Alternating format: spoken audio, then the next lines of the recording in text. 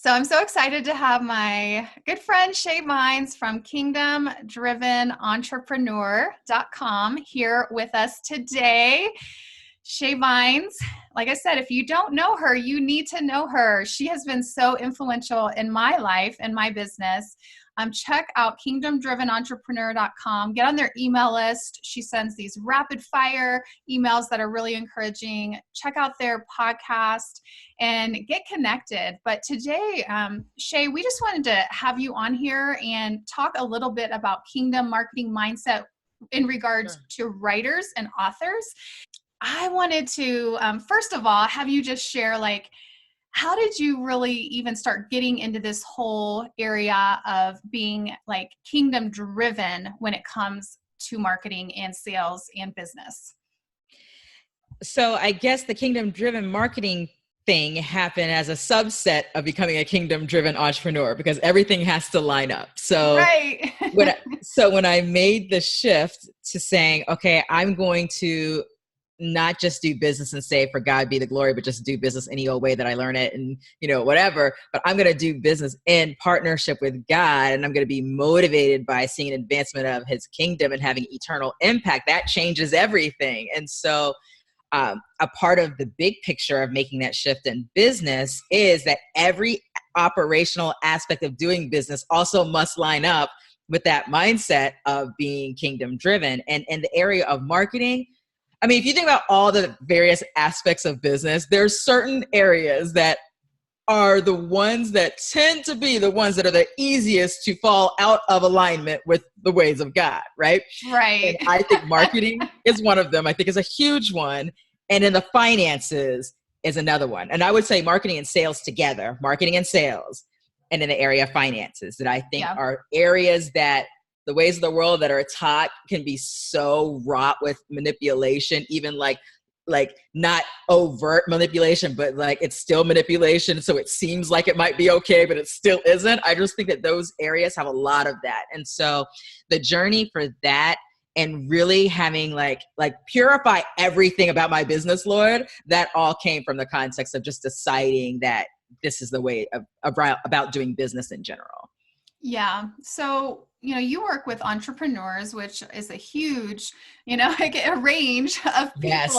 But as we talk about writers and authors in particular, you and I have chatted, offline before, but, what are some of the common things you see authors getting caught up in when it comes to the worldly or traditional way of marketing, and that maybe they don't even, we don't even realize? So I saw this quote. I wrote it down because didn't want to mess it up. So I saw this quote from Peter Drucker, and he's just he's no longer here with us, but he was an expert in management and stuff like that. And he had this quote about marketing that I thought was so good. And he said, the aim of marketing is to know and understand the customer so well, the product or service fits him and sells itself. Or if you want to think that and from the perspective of an author, the aim of book marketing would be to know and understand the reader so well that the book fits him or her and sells itself. And I think the problem that we get into in marketing is that as opposed to being focused on the service of the reader and the transformational impact for the reader, we get so focused in on trying to sell ourselves.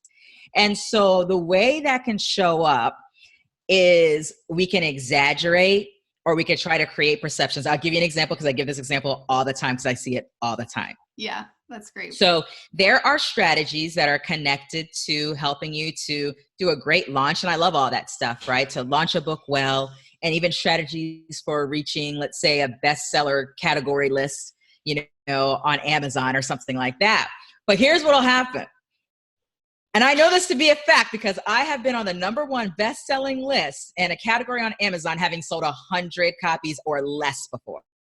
Okay. Right. So if what happens is, let's say you sell 30 books, and for 2 seconds, for 2 days, no, not even for 2 days, for 24 hours or less, you saw that snippet for that 2 seconds of your book was #1 in some category, whether it's a relevant one or not, but even if it's a relevant one, And then it's like, oh, I got my screenshot. And now I'm going to tell everyone, I'm going to introduce myself to everyone. I'm going to put on my bio and all of my social media, #1 best-selling author, such and such. Why? What perception are you trying to create? When you know the truth. Now, the fact is you were a #1 best-selling category author in that category for 2 seconds. That is a fact. But the truth underneath it is you actually sold like 20, 30 books. Like I really seriously been on the bestseller list selling very few books. Yeah, okay? I've done that too. And the book that I have that has sold thousands upon thousands upon thousands of copies has never been #1 in any category. Okay. So we have to check our hearts and our whys behind what we do. And so that is the #1. We strive to get this weird label of #1 just so that we can then put the stamp on and say #1 bestseller author.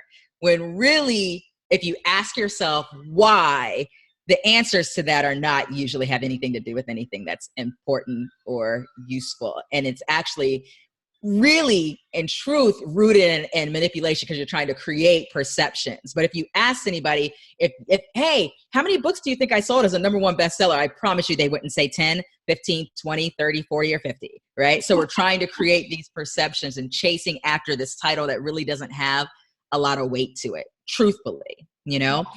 So I see that as I see that as probably the biggest offense among authors. Yeah. Well, it's probably in that area. Yeah. One of the things I talk about, because I was probably guilty of that as well. You know, you want to get, #1 in your category or whatever. But I tell you want to get that screenshot on Amazon. Yeah, get the screenshot. You gotta get the screenshot. But the truth of it is, if you can get to the top of a bestseller list on Amazon, then Amazon will see, this book is selling, and they might start, showing and promoting your book in other ways. So there is a benefit to getting that, but it all goes down to what you were saying of the motive. And so what's your motive? Yeah, those of you that are here live, make sure you're commenting, make sure you're interacting. We want to hear from you. What are your reactions? What are your thoughts? Have you seen people that do this that, or have you fallen into that trap before as well? And I know I certainly did in the beginning, because the way I learned was, oh, that's the thing to do.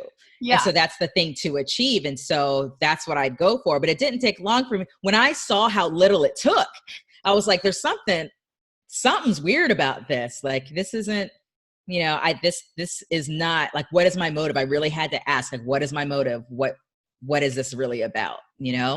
And so, and there's so much freedom. So even now, like, I don't call myself a best-selling author. I've had multiple books hit the #1 bestseller list for 2 seconds, and I don't, but that's a personal decision because I don't feel the need to add that as a thing.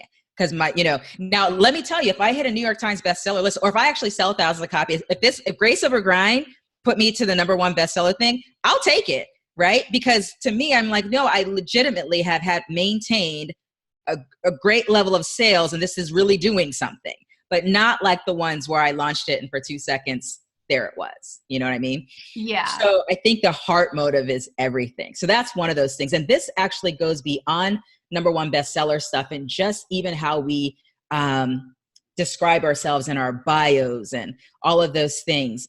What are we focusing in on?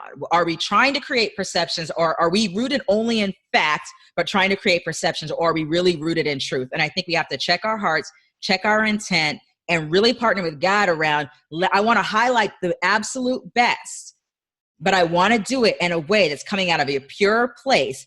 And I have proper identity in who I am. I'm not trying to create perceptions for anybody because I'm already enough. So I'm just going to focus in on what is this goodness that I can put out here that is truth, that is really truth, and put that out there and just trust that God, you've got, what's for me is for me, and what's going to draw to people will draw to people. And if we flip the focus from me trying to prove myself as worthy of you purchasing this book and focusing on knowing who you are and how I can serve you and solve your problem, a lot of this stuff goes away, to be honest. Yeah. If we just take the focus, turn the aim for why are we even marketing in the first place? It really has nothing to do with us and everything to do with knowing that reader, that potential reader who will become a reader so well that that book sells itself because they see transformation for themselves. Or if it's a book for entertainment, they see the entertainment that they're looking for or whatever in that. And so it sells itself. It's just kind of flipping that script and checking our hearts and motivations. Yeah, I love that. And I also think that in what you're talking about, and I know you talk about this a lot anyways, is a little bit of identity. Like knowing our identity, right? Because if we know our identity in Christ, we're not going to try to put up this perception that, or try to elevate ourselves, right? Yes, feeling like that's the only way for someone to pay attention is if I can show them, well, I'm a #1 best-selling author, right? It's like if you have to have that or you need that, and that's so important, you got to really check the intentions of your heart. And I think that's really important. So I think that that's probably the biggest thing in the area for authors specifically as it relates to marketing. But I think generally, if we have that mindset of how can we best align ourselves with the problem that somebody's having, that this book is a solution for, the better off we're going to be. Yeah. So I liked too what you were saying about the bios. Do you have like an example off your head, or can you give us an example of like what, one would look like, and then how could we maybe change it to be more kingdom marketing minded? Yeah. So I'll give you examples of stuff that I typically see, because a lot of authors are speakers too, right? So I'm really kind of talking about author speakers. Sometimes it's like author speaker coach types, right? Yeah. And a lot of times we'll see things like, the person just showed up on the scene, but they're already saying I'm a highly sought after speaker. Right. But no one's highly seeking after you because you just showed up. But you're saying that because that's the lingo and that's what you feel you need to say. And you might even try to Christianize it and say, well, I'm speaking those things that be not as though they were. No, you're lying. Oh, I'm prophesying over my future. No, you're lying. So let's be really clear. Like, you can speak that over yourself, but as soon as you put it on paper and it's marketing for someone else, now you're lying. So let's be clear. Right. So that's another thing that tends to show. That's another thing that tends to show up, right? So I think that when we get to, I think it also happens in the length of bios. When people feel the need to go on and on and on and list every single thing, every place they've been, every single person who's hired, you're building this case. Why? Why is it that you feel like you have to share all of that for someone to see the value and what it is that you have to offer? When if you're focusing on the message that you're carrying, the message that book carries, if that resonates with them, that's all that's needed. You don't have to build this insane case for that. So I'm all about telling the truth, and sharing the goodness of things that you've accomplished. I'm not bashing that at all. Right. I'm all about checking the heart motive and having proper identity so that you don't feel like those are the things that have to be said or you have to go in such great detail. The other thing that happens a lot, there's like something flying around here. Another thing that happens a lot is people will say, as seen on. And so they'll list all these places that they were seen on. But were you?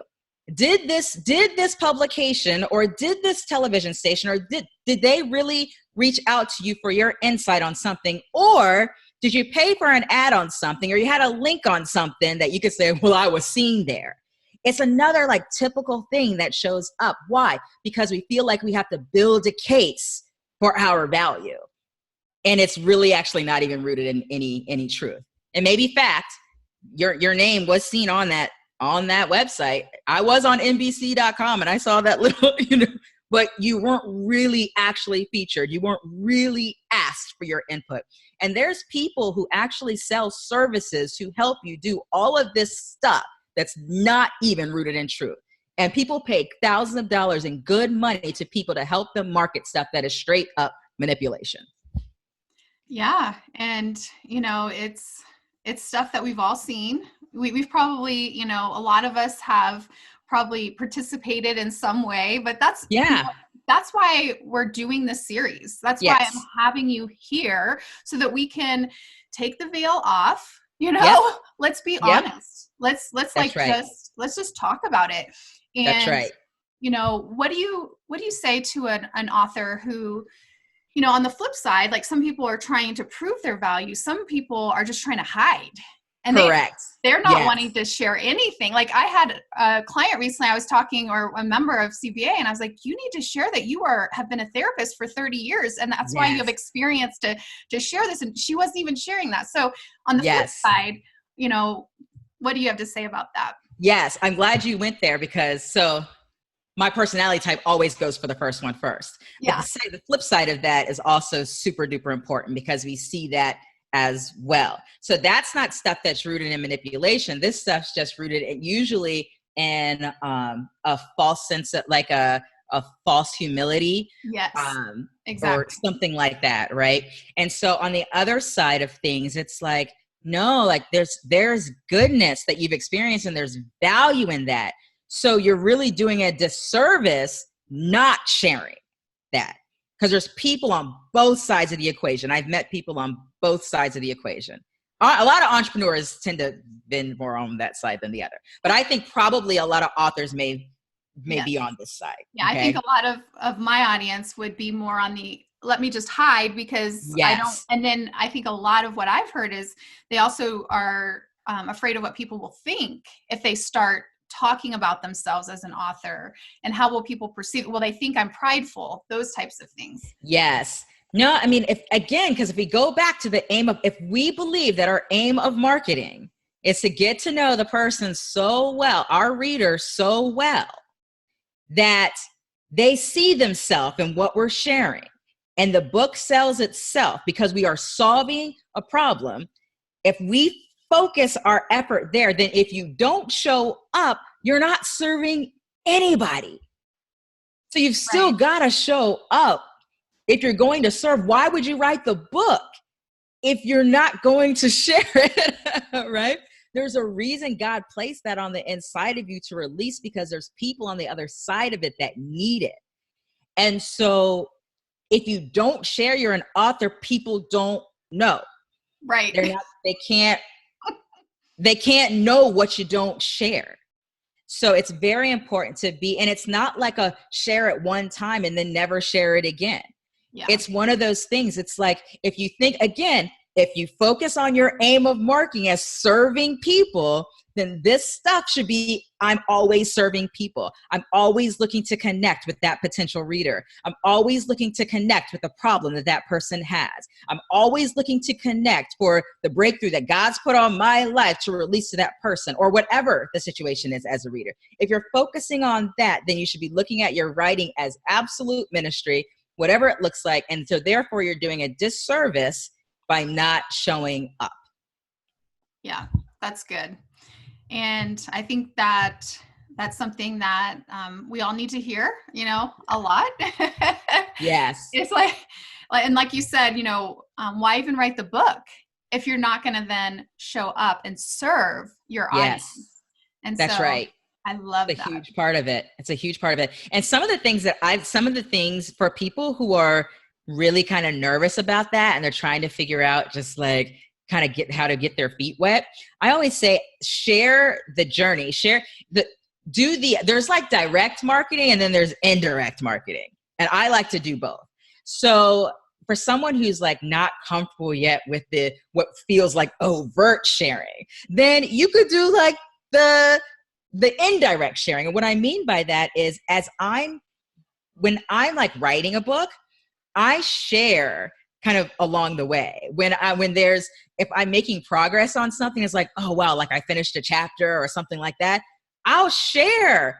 So excited, finally finished a chapter, or, whatever. Oh, chapter of what? You're writing a book? It's just, you're just sharing. When it was time to do the cover, every time there was like a milestone met, I would share that publicly. It's like bringing people behind the scenes of the process. I remember, and in a way, it serves also as public accountability, because people will start asking you, so when's that book going to be done? Right.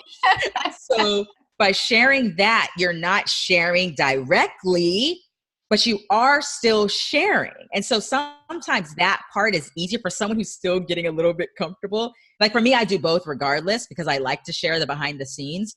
But for someone who's uncomfortable, I'm like, get your feet wet by just sharing like some behind the scenes. Share something exciting, like when you shared the book with somebody and their reaction, something that's not talking to the customer per se, but just sharing your experience as an author. And if you do that and just get used to communicating that you're an author without doing the marketing, you're actually still marketing. Yeah, I have a blog post that is older, but it still is applicable. It's just 7 ways to build buzz for your book without hard selling. Yes. And I heard a friend say, just bubble about it. And it's the same thing, like share your progress, share quotes from your book, share your obstacles and frustrations.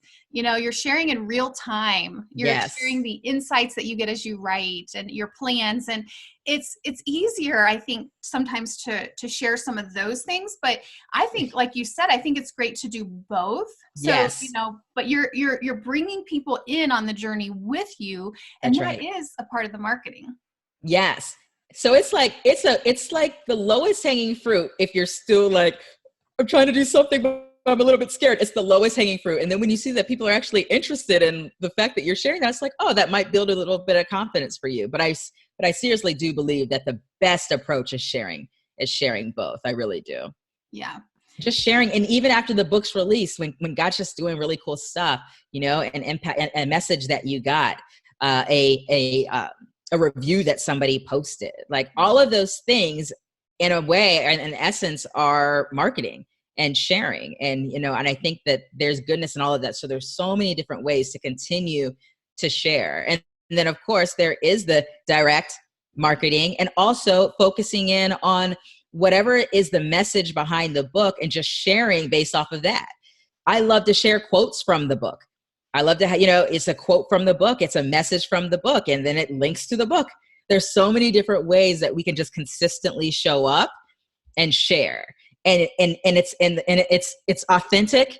It's sharing. It draws people in, and it serves people. And so I'll tell you what, the other thing that's happened too is that when you share the behind the scenes, you're not only getting the attention of people who might be interested that could be potential readers, but you're also in a way encouraging other people who God's put on their heart to do a book too, and they've been sitting on it. And when they see it, oh, wow. Yes. And sometimes it's just inspiration to somebody, whether it is a book or anything else that God's put on their heart that they're not doing. Just seeing forward momentum that, you know, someone else is experiencing can be an igniting thing for them too. So there's so many just not even direct benefits, but these indirect benefits that come from a place of service for others when it comes to marketing. So absolutely show up and show up consistently.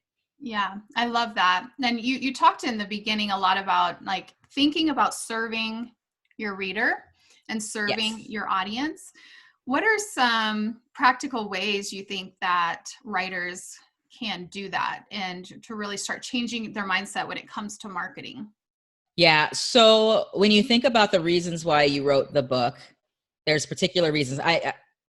Prayerfully, you've asked God, like, what's the outcome for the reader? Why am I writing this book? What is the outcome? And then if you've already written the book and you already have all of that, you already have kind of the pieces to that in the book. And so one of the easy ways of continuing to share that is just taking each of those pieces and just sharing little nuggets, little teaching points, little sharing points. If you wrote a fiction book, I don't know if your group is both fiction and nonfiction. Yeah. Is it? It is? So. Yeah. So if it's fiction, like you can even be telling stories, snippet stories from your character's perspective that are interesting and fun that draw people into the story. Right. And so I think it's just getting to a place of figuring out what's in here for the reader and what pieces of that can I like tease out that share, that provide value and create curiosity on the other side for a potential reader. And if we do those things consistently, it's just like planting seeds, you know, if you just consistently plant those seeds.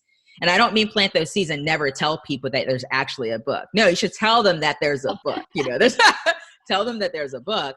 but doing that consistently really does, bring a harvest from planting those seeds. And so Yeah. I think it really is a matter of consistency. I think a lot of authors struggle in the area of consistency. They'll do something really great for launch, but then after the launch, it's like it just dies down. And so we're not sharing anymore. But it's not about just launching it. It's about continuing to get that message out even once it's already there. And so to me, the things aren't hard. It's the consistency that people most struggle with. Doing the things is actually pretty easy. The things to do is actually the easy part. The hardest part is continuing to show up, to be consistent in doing so. Yeah. So whether it's a video, a post, an article, a simple little post on social media, a simple email message that goes out. Like there's so many little things you can do, but what can you do consistently? Shae, it kind of reminds me, just an illustration of this. When you go into a mall or maybe even an outdoor market and you smell those sweet roasted nuts. Yes. The pecans that they're roasting in cinnamon and sugar and you name it, draws you in. So imagine being drawn in and then you go to buy some and they basically give you, like this horrible tasting, doesn't resemble sweet at all. They even give you a sample and you taste that and you're like, I'll take some. And then they give you the bag after they sell it.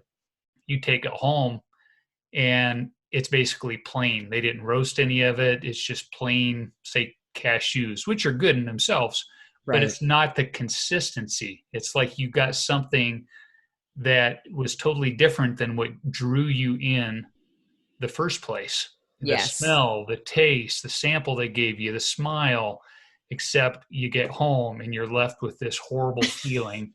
And it's like sometimes we put these great feet forward in our marketing, but then somebody reads the book and it's a totally different thing. So I think it's so true that we need to just be consistent and Yes. honest up front rather than trying to have a clever little quote that draws people in, but then they read the book and they're disappointed. Yeah, there should definitely be that level of consistency. We want to bring excellence to the work we're doing and making sure those things are aligned. And the other thing that also happens is from the consistency of sharing is the shareability of it. So what I'm experiencing like right now with like Grace Over Grind. So that wasn't even the latest book I wrote. It was the one before that. But I see the ripple effects of it all over the place from people. I still share, but I'm seeing more people share it than I'm sharing. And that shows up. Oh, wonderful. Someone said, I just bought your book. Good. I hope you enjoy it. But it's like my consistency and showing up and sharing is creating what it inevitably creates. If you have a product that matches what you've shared and they enjoy it, then now you basically have a whole bunch of evangelists that are like on your marketing team that you never hired that are sharing it just from word of mouth. I can't tell you, like every day I have somebody's tagged me on something. People are tagging, telling people that they're connected to on Instagram or whatever. Oh, well, you need to read. It's just like all these people talking behind your back, I mean that in a positive way, but that happens from just that consistency of showing up with the message that you have. It's so important. I highly recommend that you read that book, by the way. And I share it in one of the lessons in CBA, Christian Book Academy. It's called Grace Over Grind. And yeah, I think consistency in our message is crucial, but also consistency in, day out, continuing, not just giving it up. I say marketing is like parenting. So you give birth and then you don't stop there. Right. You got to raise the kid. You parent them for the rest of their lives. My mom's still parenting me. I'm 45. Right. Nurture the baby. Yeah. Yes. But, talking about Grace Over Grind, how do you think that relates to that whole message of Grace Over Grind? How do you think that can relate in our marketing? So that's a good point, because just like I say, show up consistently, and what can you do consistently, that can easily turn into someone creating this burden for themselves of, I have to do all the things every day. I need to be on every social media platform, posting 5 times a day. it's just too much. So what I say is, what can you do in a space of rest without overdoing it consistently? I will add that context. So if it gets you to a point where you're just doing too much, you're grinding it out, it's creating stress, it's creating all kinds of stuff that you're not supposed to be carrying, then you're probably doing too much. So what can you do consistently that allows you to consistently plant those seeds in whatever platform or whatever way you choose to do? I'll tell you what, I'm almost 8 years. I've been writing books for, I don't know how many years now, I guess 8 years or something like that.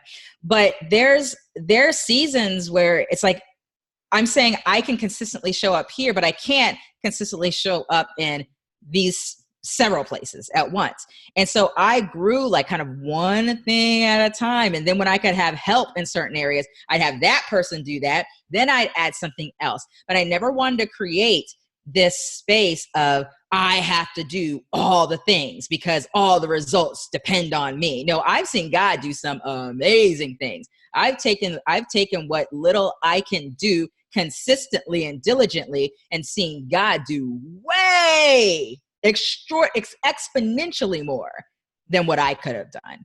And I think there's so much goodness and trusting God and allowing God to do all the amazing, awesome stuff that he does, but we have to show up with consistency and with diligence. Yeah. So share a little bit about after your youngest daughter was born and you were only working like what, a couple days a week? Like I was working 10 to 15 at the most hours a week for the first year of her life. And you're the CEO. You're the, yes, a kingdom-driven entrepreneur. Yep. And what did you see God do during that time when you were working those little itty bitty hours? Oh my gosh, God is crazy stuff. Like we saw the greatest increase in our business in the time that I had 10 to 15 hours a week to work. What happened, I'll tell you kind of the full testimony of what happened, is that after the book was released, then a few months later, I get a message from a woman on Facebook who had read the book and was just like, wow, this book really was a blessing to me. Have you considered putting a reading plan for it in the YouVersion Bible app? And I was like, no, not really. I've considered that with other books, but they weren't looking for content partners. She goes, well, I think you should do it. I think you should do multiple plans. And I think they shouldn't be any more than 5 days. And I'll connect you with the person I'll recommend. And here's what I think you should do. And I'm like, okay. So I go into the YouVersion Bible app and I'm looking and I'm saying, oh, I can see that, a message that I have, I don't see a bunch of it in here. So I was really literally just looking at it as, oh, here's another place to serve people. I had no expectation of the craziness that ensued afterward. So I did that. She hooked me up. I got the stuff in the reading plan. And then about a month later, I started seeing like a lot of people showing up in our community. And then another month later, it started to increase. What I used to spend $200 a month in marketing around, we were seeing up to anywhere between 5 and 10 times the number of leads coming into the community based off of these reading plans. Now, I always tell this caveat when I tell this story, because when I tell this story, because our minds because of the way our minds tend to work, we're like, oh, let me go make sure that I put a YouVersion reading plan for my book. That wasn't the point. The point was, because what God did, this is what God did. I mean, there's lots of plans in the Bible app, but what God did is that he put one of those plans in particular in the top position. There's no SEO strategy. There's nothing that you could do to put it there, but he put one of them in the first place category and work. It is still there. It's been over a year. It's still there. The other ones, we get reads for those things and subscriptions for those too. But this one that is in this favored position that I could not have put there myself brings in over 80%, probably over 85, maybe close to 90% of the activity. Then a couple months later, YouVersion sent out an email highlighting another one of the plans. I couldn't have asked them to. They wouldn't have cared if I did. It was just the favor of God over the situation. It's nothing that I could have done on my own. Nothing. Okay. Which is why I'm like, this is not the blueprint. I'm not giving you a blueprint. I'm simply talking about what God does when we give him what we've got. Okay. And so what happened then is that as a result of all of those leads coming in and a lot of people being interested in, we were giving them a free mini course. We had a little link in the plan. So all these people were getting our mini course. And then a lot of them then ended up joining our mentoring programs or purchasing other courses or whatever. And we ended up, I think we went 2.5 times. We 2.5 times our revenue that year. And the year that I had, this was these were the least hours ever that I worked in Kingdom Driven Entrepreneur history. And in that year, we had the most increase we had ever experienced, and it has not stopped since. And it was in that moment, after years of just consistency and diligence, but it was what God did. It's what God did. I couldn't have done that. It would have cost me a lot more money that I did not have for that to happen. And quite honestly, some of it, it would have cost me a lot of money to get the number of people that came in for free. I would have spent lots and lots of marketing dollars for that. So, that's God. That's God in the midst of it. That's his grace and his favor in the midst of taking the little that you've got to be diligent and consistent to offer that to him and let him breathe all over it.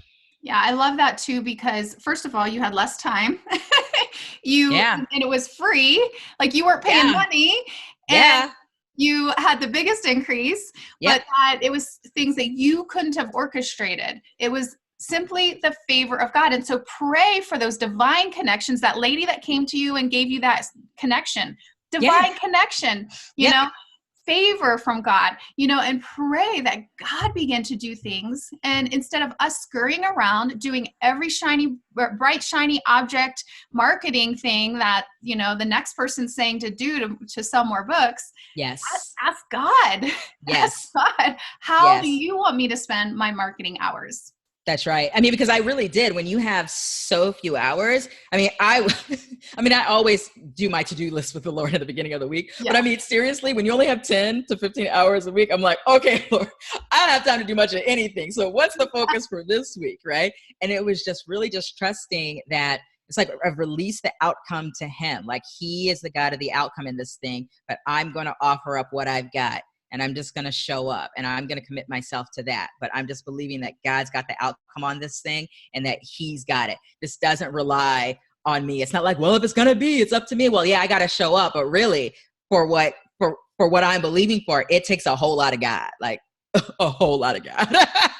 Yes. And so our ability to partner with him, even when it comes to choosing the strategies that you want to employ with your book marketing, God's got ideas too. There's been times when I was thinking I was going to do something one way. Holy Spirit would give me another idea. And it's like, oh, actually, I'll try that, and I would go do that instead. So as opposed to being led by the expert that says, this is the way to do it, it's like, okay, there's wisdom. Okay, that's cool. That's wisdom. That's an experience of something, but I'm going to yield that to God. So when God's got another idea, I'm going with God, right? I'm going to go to him first and let him be like, oh, that's your resource. That's the strategy for you. But I operate as he's my source. Everyone and everything else is a resource. Whatever blueprints, whatever wisdom, whatever guidance that they've got, awesome. But it's all yielded to him. So he's my source. And wherever he leads, that's the resource that I will employ, or that's the strategy to employ, or whatever. So I don't disregard, the goodness that people have that teach and share and all of those things. I don't disregard that at all. I value that. But I don't value it above God's wisdom in a matter. Yeah. This is such good stuff. And I recommend you guys go back, listen to it again, let it soak in. Someone said, we're not chatting as much because we're so busy taking notes. I didn't mean to Mama like Shae your folks in up, like that. It happens sometimes.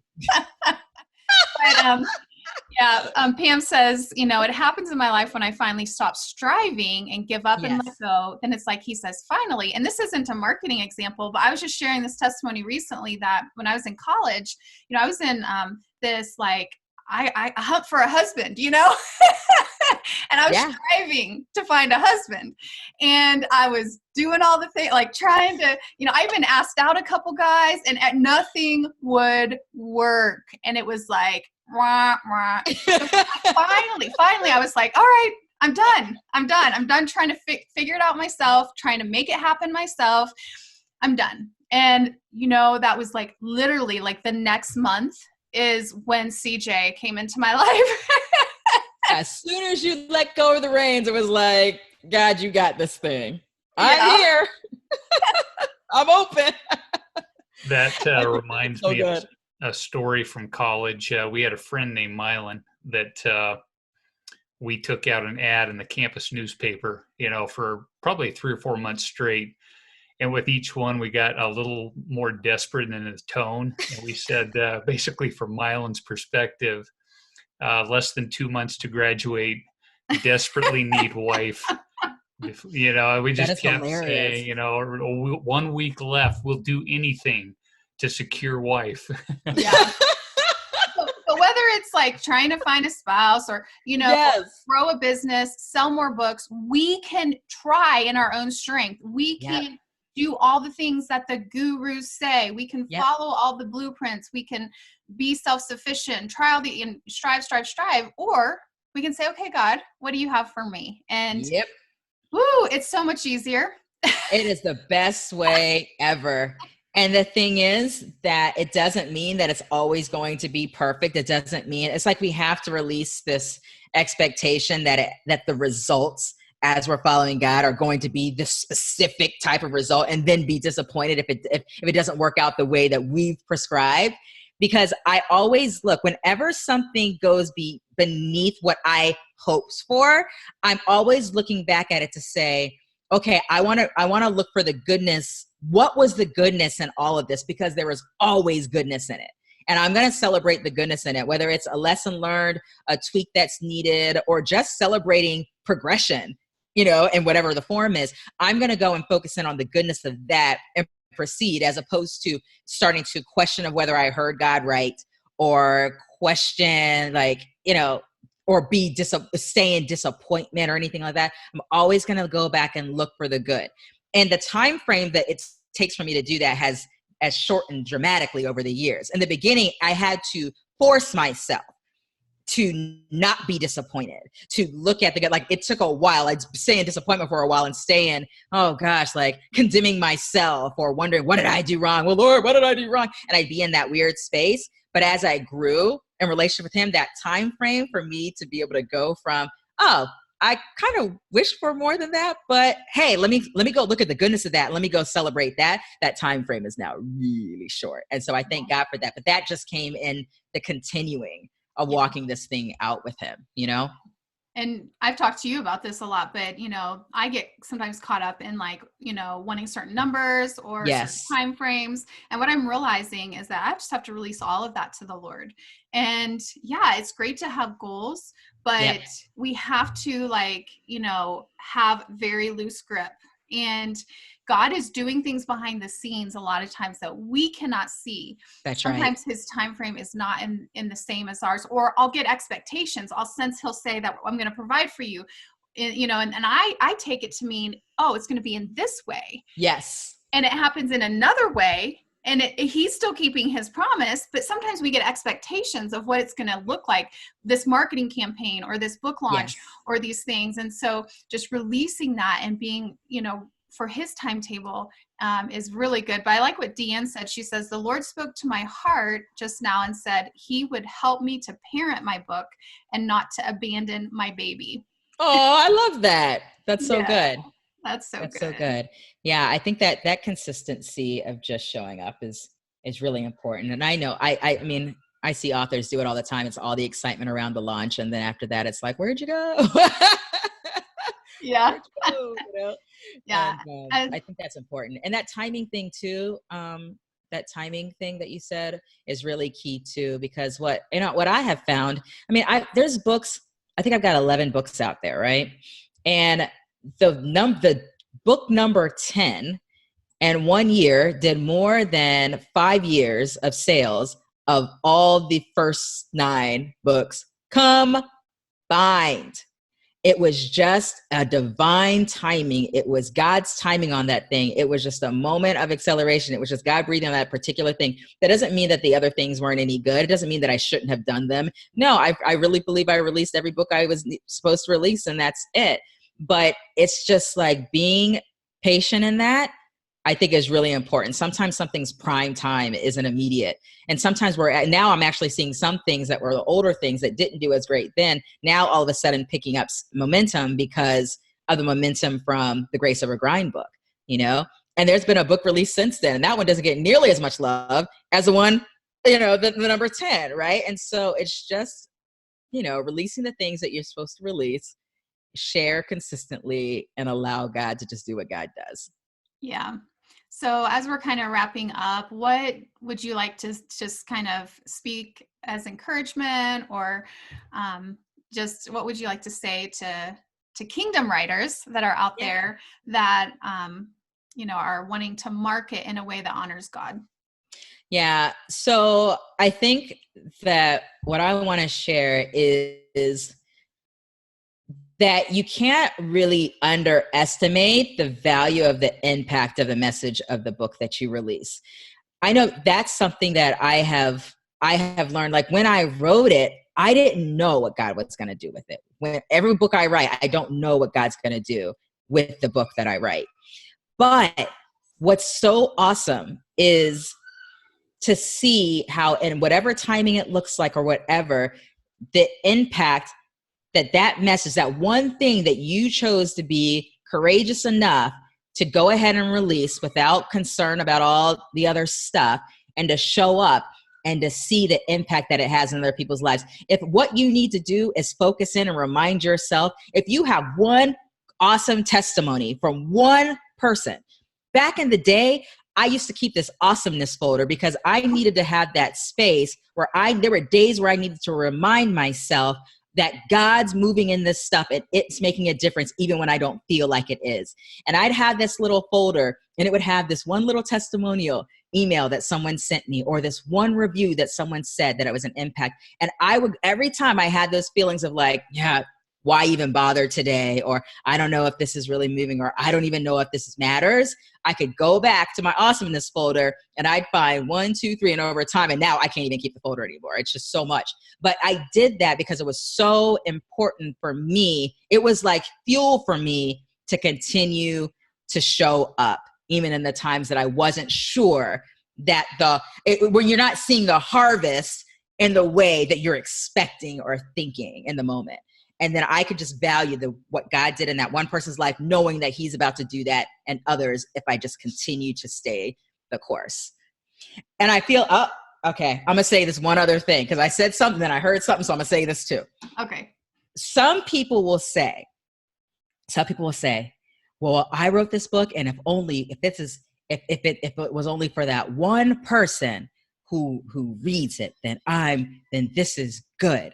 And I want to encourage you to because sometimes people say that, and but what's really happening is they're lowering an expectation of what God can do with that message. And so it's almost becomes I'm going to lean on, I'm not going to keep showing up consistently because when I launch it, I wrote it for that one person, it's like, well, God did everything that he was going to do. And that's not the way this thing works, right? So as opposed to trying to make it sound like, well, it did it for that one person. How about God wants to do it for more people, right? So don't stop because you feel like, God did what he was going to do with what you did in the past, and believe for what God will continue to do as you continue to move. Now I like that because it could become an excuse to yes, not show up consistently. Correct. Or to show up at all. Yeah. Or you can get that person's permission to use their name, and you can say, this book changed so-and-so's life, for eternity. Please buy now. Oh. He's joking. You can always screenshot an Amazon review. It's public, and share it. Let other people's words speak for themselves. Yeah. But I do think like what you're saying too is, don't despise small beginnings, because right. Don't despise small beginnings. Just don't think that that's all that there is to it. Yeah. That's the end. That's the end, because it's not the end. It is a small beginning. And the reason why it's a beginning is because it's the beginning, not the end, the beginning. Yeah. Yeah. Yep. That's good. Well, we usually have a 1-minute reflection time. So I want you guys, Shae has unpacked a lot. I want you just to take a minute. We're going to play some music. I want you to ask God, what is he saying to you through all of this? And then we'd love to hear from some of you in the comments. What is he saying to you? We're just going to give you a minute.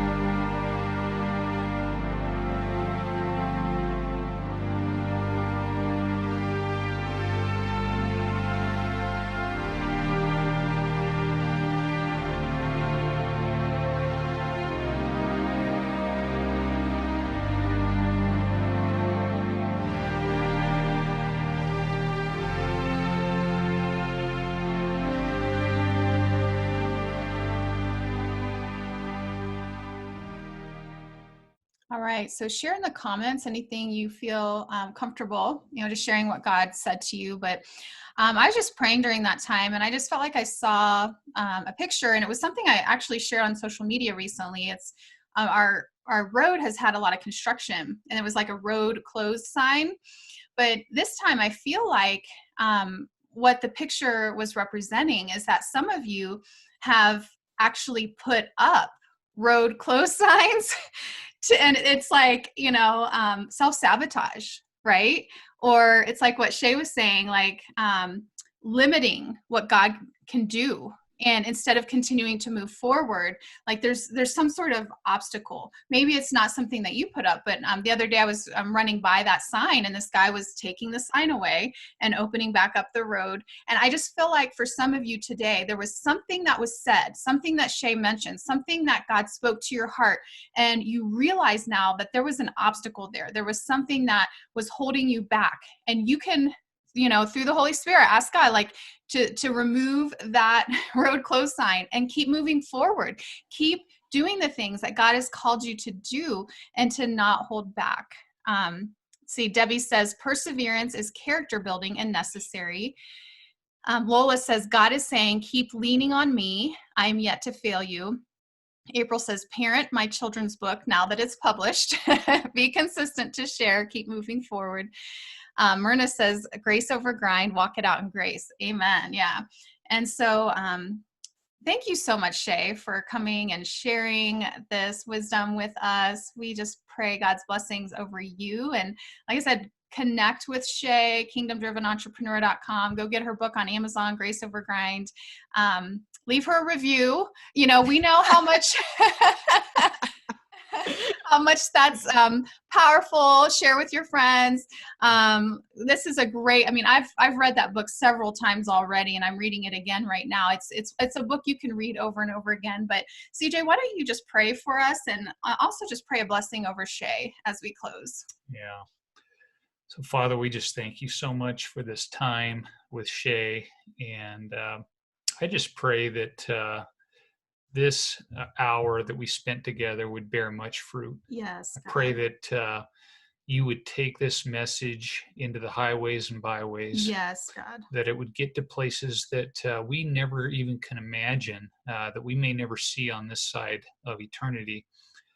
And I pray, Lord, that you pour your blessing out upon Shae and her kingdom-driven entrepreneur business/ministry. I just thank you for what you're doing through her life. I pray you continue to give her inspiration, creativity, just the ability to connect with everyone that you put in her path. And we pray that that you would take her ministry to the ends of the earth. Yes, that people in numerous countries would be able to benefit from these principles that are really just found in Scripture. And it's just her walking with you. And, it just reminded me that sometimes, when we think about marketing and doing business, we scurry around, and it's kind of like the person that just is stubborn, that doesn't want to stop and ask for directions when they're on a long road trip. Yeah. And yet, if they would have just asked, there could have been so much heartache and disappointment and just a lot of wasted time trying to find the right route. And I pray that each one of us would seek you, that we would be on the same page as you, but we'd see our business and our writing ministry through your eyes, Lord. Mm-hmm. And that this alone would help save us a lot of wasted time and energy trying to be stubborn and doing things just our own way, or maybe even just trying to fit into the world's blueprint. And so we just thank you so much for what you've done here, and we look forward to seeing the many testimonies and encouragements that come out of this episode. Yes. We ask this in Jesus' name. Amen. Amen. And everyone's saying, thank you, Shae. Pam says, your name should be Joy because you pour forth the joy of the Lord. Thank you. Speaking of Pam, you asked if I still have that friend from college. And the answer is yes. And he did find a wife, but he didn't find it in college. It was after he It graduated. was years later. So the advertisements didn't work. And I was in his wedding. Yeah. Well, thank you so much, Shae. Thank you all for being here. Again, if you appreciated this message, definitely connect with Shae and get her book, read it several times. We love everything you do, Shae. Thank you so much. Thank you. Talk to you later. All right. Bye-bye.